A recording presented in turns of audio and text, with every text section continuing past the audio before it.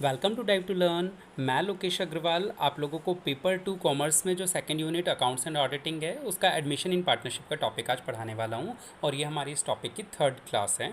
हम पिछले टॉपिक्स के अंदर दो चीज़ें कवर कर चुके हैं दो क्लासेस के अंदर। एक तो न्यू रेशो कैलकुलेशन, दूसरा रिवैल्यूएशन अकाउंट और तीसरा वैल्यूएशन ऑफ गुडविल। अगर आपने अभी तक वो वीडियोस नहीं देखी हैं तो मैं ऊपर आई बटन में इसका लिंक दे रहा हूँ, आप इन वीडियोस को देख सकते हैं। तो आज शुरू करने वाले हैं हम लोग अपना लास्ट टॉपिक इसका, जिसमें हम रिजर्व्स को किस तरीके से बांटते हैं, उनकी क्या एंट्रीज होती हैं उसको सीखेंगे। तो देखते हैं कि कैसे इसको सॉल्व करना है और कौन कौन सी चीज़ें old ratio, sacrificing ratio, new ratio में बढ़ती हैं। तो ज़रा ध्यान से वीडियो को देखिएगा और अगर आपने अभी तक चैनल को सब्सक्राइब नहीं किया है तो जस्ट अभी पहले चैनल को सब्सक्राइब कर दीजिए। वीडियो पसंद आएगी लाइक कर दीजिए, दोस्तों के साथ शेयर ज़रूर कीजिएगा।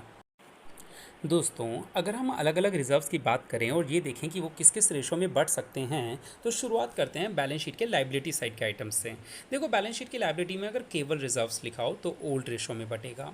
जनरल रिजर्व ओल्ड रेशो में, रिजर्व फंड ओल्ड रेशो में, यानी नाम बदल दिया लेकिन बटेगा वो ओल्ड रेशो में ही। एक छोटी सी बात आपको पहले ही बता दूं कि बैलेंस शीट के अंदर जो भी चीज़ें होती हैं ना, ये हमेशा ओल्ड रेशो में ही बढ़ती हैं, क्योंकि बैलेंस शीट के अंदर जो भी आइटम आया है ये पुराने पार्टनर्स ने बनाया है, तो पुराने पार्टनर्स ने बनाया है तो बटेगा भी उनके बीच में ओल्ड रेशो में। ठीक है, तो चाहे रिजर्व हो, चाहे जनरल रिजर्व, चाहे रिजर्व फंड, ओल्ड रेशो में ही बटेगा ना। अब ध्यान से सुनिएगा, वर्कमैन कंपनसेशन फंड ये होता है जब हमारे फैक्ट्री में कुछ लेबर वगैरह काम करती है, उनके साथ कभी कोई हादसा हो जाए तो उनको कंपनसेट करने के लिए हम थोड़ा सा पैसा बचा के रखते हैं, उसे बोलते हैं वर्कमैन कंपनसेशन फंड।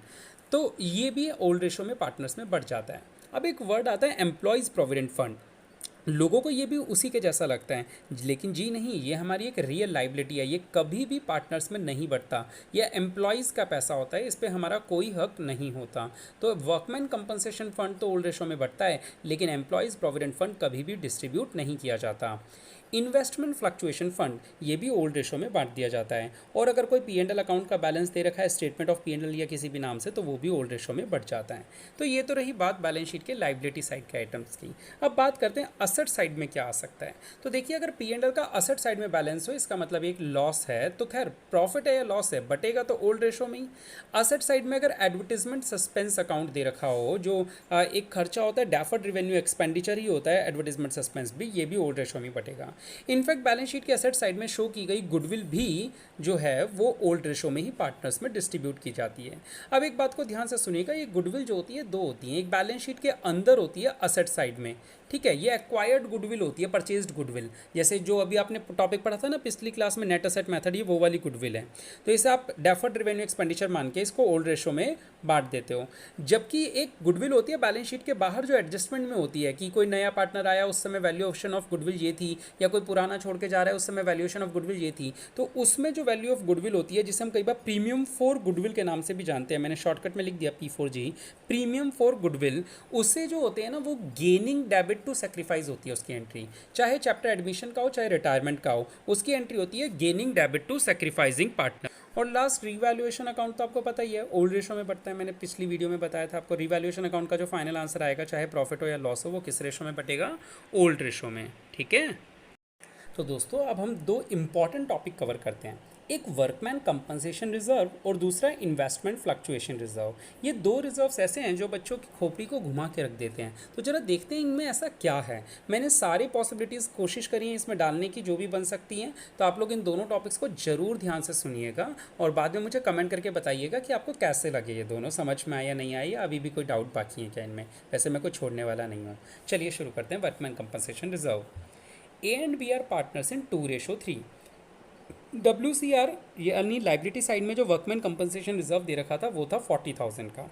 अब केस 1 देखते हैं कि हमें कोई भी और इन्फॉर्मेशन गिवन नहीं है, बस वो 40,000 जो लाइबिलिटी में था वही है। तो अब देखिए, एक तो कॉन्सेप्ट अभी सीखिए कि जब भी कोई रिजर्व होता है तो उसको तो डेबिट करके ख़त्म करना ही करना है, इस बात को याद कर लीजिए। और ये किस में बढ़ता है, पार्टनर्स में। किस रेशो में, ओल्ड रेशो में। तो एंट्री क्या बनेगी, WCR को डेबिट करना है 40,000 से। यहाँ तो स्टिक हो गए हम लोग, चिपक गए, ये तो करेंगे ही करेंगे, WCR को तो डेबिट करेंगे ही करेंगे 40,000। अब कोई भी इन्फॉर्मेशन नहीं है तो ये पूरे 40,000 रुपये जो आपने बचा के रखे हुए थे गुल्लक में, पूरे के पूरे बांट दो पार्टनर्स में। तो बांट दो 2A और 2B, 16,000 और 24,000। केस 2 में थोड़ा सा आप लोगों को दिमाग चलाना होगा, सीखते हैं। If workman compensation claim is 25,000। देखिए इस बार हमारा रिजर्व यानी गुल्लक में हमने 40,000 बचा के रखे हुए थे, लेकिन क्लेम जो पता चला, क्लेम में एक लाइबिलिटी है, ठीक है, ये एक लाइबिलिटी पता चली कि हमें 25,000 रुपये चुकाने होंगे। अब लाइबिलिटी क्रिएट करने के लिए लाइबिलिटी को क्रेडिट करना पड़ता है, नई लाइबिलिटी बनाऊंगा तो उसे क्रेडिट करूंगा। तो चलिए एक बात तो पक्की थी हमारी, WCR तो डेबिट होगा ही होगा 40,000 से, कर दो। 2 वर्कमैन कंपनसेशन क्लेम लाइबिलिटी है ना, क्रेडिट कर दो। कितने रुपए की लाइबिलिटी पता चली? 25,000 की, तो 25,000 से कर दो। अरे 40,000 का गुल्लक था, 25,000 रुपये क्लेम में लग जाएंगे, बाकी के 15,000 तो काम आएंगे, बांट दो ना पार्टनर्स में, ओल्ड रेशो में, ए और बी में 6,000 और 9,000। चलिए केस थर्ड देखते हैं, और इसके अंदर मैंने कोशिश करी है आप लोग को एक और एक्स्ट्रा पॉइंट सिखाने की। वर्कमैन कंपनसेशन क्लेम अगर रिजर्व से ज़्यादा हो जाए, आपने गुल्लक में 40,000 रुपये जोड़ के रखे हुए थे, लेकिन आपका क्लेम निकल आया 50,000 रुपये का, ज़्यादा का बन गया, अब क्या करें? ध्यान से सुनिएगा, रिजर्व तो डेबिट होना है, 40,000 से ही होना है, कर दो डेबिट। वर्कमैन कंपनसेशन क्लेम नाम की लाइबिलिटी क्रिएट करनी है, कर दो क्रेडिट। कितने रुपए से करनी है? 50,000 से। 10,000 का जो डेबिट में बैलेंसिंग फिगर रह गया ना, वो 10,000 रुपये क्या है? हमारा नुकसान है, वो रिवैल्यूएशन में चले जाएगा। अब क्या करना है? एक एंट्री और बना दो, ये जो रिवैल्यूएशन डेबिट हुआ था ना, इसे कर दो क्रेडिट और पार्टनर्स को कर दो डेबिट, ओल्ड रेशो में, ठीक है। तो जब एक्स्ट्रा क्लेम आ जाए तो जो नुकसान होता है उसे कहाँ ट्रांसफ़र करते हैं? रीवैल्यूएशन अकाउंट में ट्रांसफ़र करते हैं। आ गया वर्कमैन कंपनसेशन क्लेम समझ में? दोस्तों कमेंट जरूर कीजिएगा, आई रियली मीन इट, मैं आपके कमेंट्स की बहुत वैल्यू करता हूँ, तो ज़रूर बताइएगा आपको समझ में आया या नहीं आया। अब बारी आती है इन्वेस्टमेंट फ्लक्चुएशन रिजर्व की। ये थोड़ा सा और ट्रिकी है, तो इसमें और आप लोगों को थोड़ा सा दिमाग लगाने की ज़रूरत है। तो ज़रा देखते हैं इसके बारे में क्या होता है। आइए केस स्टडी देखते हैं। A and B are partners in 3:2, C is admitted for 1/3। In fact ये जो सी इज़ एडमिटेड है ना, ये लाइन हमारे काम की नहीं है, क्योंकि रिजर्व्स तो ओल्ड रेशो में बढ़ते हैं ओल्ड पार्टनर्स के बीच में, तो सी का हमारे लिए कोई काम नहीं है। अच्छा, एक बैलेंस शीट है जिसमें इन्वेस्टमेंट भी गिवन है। देखिए आईएफआर का टॉपिक केवल लाइबिलिटी साइड से नहीं चलता है, आईएफआर के टॉपिक के लिए असेट साइड की इन्वेस्टमेंट को भी देखना जरूरी होता है। तो असेट साइड में इन्वेस्टमेंट थी 3 लाख की, जबकि लाइबिलिटी साइड में आईएफआर रिजर्व बना हुआ था 40,000 का। अब ये रिजर्व होता क्या है, पहले सुन लीजिए। ये रिजर्व होता है कि भैया हमें अंदेशा है कि हमारे मार्केट वैल्यू अगर गिर गई तो उस नुकसान की भरपाई कैसे करेंगे, तो हम पहले से उम्मीद बना के रखते हैं कि अगर गिर गया तो यहाँ से सेट ऑफ कर लेंगे पैसे को। तो ये आईएफआर क्या है? आपका जुगाड़ है पहले से ही पैसे का बनाया हुआ। अब आपको करना क्या है? केस 1 देखते हैं। कह रहे हैं जब मार्केट वैल्यू 3 लाख से घट के 2,90,000 हो जाए, या एक काम कीजिए, पहले केस 1 नहीं केस 3 देखिए। केस 3 है ना, ज़्यादा सही रहेगा आपको स्टार्टिंग के लिए। पहले केस 3 से शुरू करते हैं। कहते हैं बाहर कोई इन्फॉर्मेशन ही नहीं है, या इन्फॉर्मेशन है तो ये लिखा है कि मार्केट वैल्यू भी 3 लाख ही है। भाई जो बुक वैल्यू थी, जो बैलेंस शीट की वैल्यू होती है उसको बुक वैल्यू बोलते हैं। तो जो बुक वैल्यू थी वही अगर मार्केट वैल्यू है तो कोई टेंशन हुई क्या? नहीं। यानी गुल्लक में जो पैसा बचाया हुआ था वो फालतू था, बांट दो पार्टनर्स में। आईएफआर को तो डेबिट करना पड़ेगा, कितने से? 40,000 से। ये बात तो हमने WCR में भी सीख ली थी कि आईएफआर तो डेबिट होगा ही होगा 40,000 से। टू में ए और बी में बांट दीजिए उनके रेशो में, ठीक है। तो ये 40,000 पूरे बट गए। क्यों बटे? क्योंकि जो मार्केट वैल्यू थी वही बुक वैल्यू के बराबर थी, इसलिए पूरा का पूरा पैसा हमने बांट लिया, ठीक है।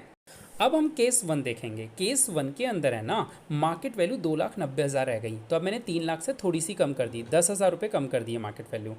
इन्वेस्टमेंट की वैल्यू को कम करने के लिए इन्वेस्टमेंट को क्रेडिट करेंगे। जब भी आपको किसी एसेट की वैल्यू कम करनी हो तो क्या करते हो? डेबिट या क्रेडिट? क्रेडिट करते हो ना। तो इन्वेस्टमेंट की वैल्यू अगर आपको 2,90,000 करनी है तो 10,000 का क्या करोगे आप? इन्वेस्टमेंट को क्रेडिट कर दोगे। चलो एंट्री बनाते हैं। आईएफआर तो डेबिट होगा 40,000, नो डाउट अबाउट इट। मैं बार बार यही रिपीट करूँगा तो आपको याद भी हो जाएगा। टू इन्वेस्टमेंट 10,000 रुपये, और अब देखो 40,000 डूबने की उम्मीद थी, डूबे 10,000 ही, बच गए ना 30,000। तो क्या करो? पार्टनर्स में बांट दो। 18,000 और 12,000 पार्टनर्स में बट गए, इजी है। सेकंड केस देखो, इस बार मैंने मार्केट वैल्यू गिराई लेकिन थोड़ी ज़्यादा गिरा दी। 3 लाख से गिर के चीज़ 2,45,000 रुपये की रह गई, 2,45,000 की। तो अब क्या करोगे आप? देखो एक बात तो कॉन्सेप्ट में फिक्स हो चुकी है कि आईएफआर तो डेबिट होगा 40,000 से, है ना। दूसरी बात, इन्वेस्टमेंट कितने से कम करनी है? सर 3 लाख की चीज़ को अगर मैं 2,45,000 पे गिराऊंगा तो 55,000 रुपीज़ से मुझे इन्वेस्टमेंट को क्रेडिट करना होगा। कर दो क्रेडिट, इन्वेस्टमेंट क्रेडिट 55,000। ये जो डेबिट में कम पड़ गए ना 15,000 रुपये, है ना, बैलेंसिंग फिगर जो आ गई, ये नुकसान है हमारे लिए। इसे कहाँ ट्रांसफ़र करोगे, रीवैल्यूएशन अकाउंट में। और जैसे ही रीवैल्यूएशन अकाउंट आता है तो उसकी एक एक्स्ट्रा एंट्री और बन जाती है, रीवैल्यूएशन का कर दो क्रेडिट, पार्टनर्स को कर दो डेबिट, 9,000 6,000 बांट दो। चलिए केस 4 करते हैं, थर्ड तो क्योंकि पहले ही सीख लिया था। इस बार मैंने है ना वैल्यू को कम नहीं किया, वैल्यू को बढ़ाया है। यानी केस 4 में मार्केट वैल्यू 3 लाख से बढ़ के 3,25,000 हो गई, बढ़ गई वैल्यू। असेट को बढ़ाने के लिए असेट को डेबिट किया जाता है, ठीक है। अब पहली बात तो ये कि आईएफआर तो डेबिट होगा, गुल्लक तो डेबिट होगा पूरे 40,000 से। अब क्योंकि असेट की वैल्यू कम नहीं करनी, बढ़ानी है, तो ये जो गुल्लक बनाया था पूरा का पूरा तोड़ के बांट ले पार्टनर्स में, पूरे के पूरे 40,000 को पार्टनर्स में बांट दो, ए और बी में। फिर क्योंकि इन्वेस्टमेंट की वैल्यू भी बढ़ानी थी 25,000 से, तो इन्वेस्टमेंट को डेबिट कर दो, और फ़ायदा हुआ तो रीवैल्यूएशन अकाउंट को क्रेडिट कर दो 25,000 से। अब आप क्या करेंगे, रीवैल्यूएशन वर्ड आया है तो एक और एंट्री बनेगी, revaluation debit to A to B. I hope आप लोगों को ये एंट्री भी समझ में आ गई होगी। तो दोस्तों अब आईएफआर और डब्ल्यूसीआर दोनों टॉपिक पूरे हो चुके हैं। अगर आप लोगों को कोई डाउट है, क्लियर है, जो भी है कमेंट में ज़रूर बताइएगा। चैनल को सब्सक्राइब करिएगा, वीडियो को लाइक करिएगा। Thank you so much.